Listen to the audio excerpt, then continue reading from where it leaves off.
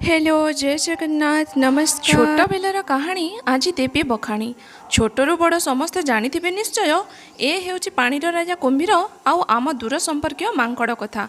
कहिबाकू गले मांकड़ और कुंभीर स्टोरी। दिने मांकड़ कोली खाउथिबा समय किछि कोली पानी भितरे थिबा कुंभीर पाटिरे पड़ीगला। कुंभीर मामू को सेठू मन पड़ीगला गोटी गोटी पूर्व कथा। केमिति मांकड़ जाति बोका बनईथिले तांको पूर्वज कुंभीर अजांकू। तो सेई पूर्व शत्रुता को केन्द्र करी कुंभीरटा मांकड़ भाईन को बहुत सरागरे डाकिला निज घर को। हेले हनुटा आम बहुत चालाक कहला एई घटना विषय मते पूर्वर जना अछि। तो साथी कहीं जीवी जे मो जीवन अच्छी से कलिजा को कहीं देवी। यह शुणी कुंभीरटा कहला आलो तो कलिजा मु कौन करी मो पाखरे याठू भल जिनिस अच्छी पद्मर नाड़ तोठू बेसी टेस्टी पाखक आसीने।